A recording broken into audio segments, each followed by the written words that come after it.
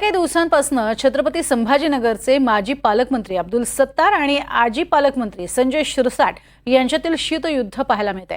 त्यातच जिल्हा नियोजन समितीच्या निधीवरनं या दोन्ही नेत्यांमध्ये वाद आणखीनच टोकाला जाण्याची शक्यता आहे। कारण सत्तार यांनी यापूर्वी जिल्हा वार्षिक योजनेमध्ये नियोजित केलेली तब्बल 20 कोटींची कामं रद्द करण्यात आली आहेत। या कामांना प्रशासकीय मान्यता देण्यात आली होती, मात्र त्याचा कार्यारंभ आदेश दिलेला नव्हता, त्यामुळे ही कामं रद्द करण्यात आली आहेत। यापूर्वी सुद्धा शिरसाट आणि अब्दुल सत्तार यांच्यामध्ये कलगीतुरा रंगलेला आपण पाहिलेला आहे। 20 कोटीची कामं रद्द केलेली आहेत। त्याच्या 20 कोटीच्या कामाची आता जे पैसे आहेत जे सेव्ह झालेले आहेत त्याच्या अशा चांगल्या कामासाठी कुठं आपल्याला वापर करता येईल का।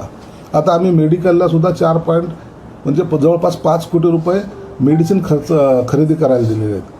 हे सर्व आम्ही या सगळ्या ह्याच पैशातून करतोय, वेगळा निधी त्यासाठी आम्ही तयार करत नाही। नसता चिडिया चुग गई खेत हा प्रकार आमच्याकडे नाही आहे।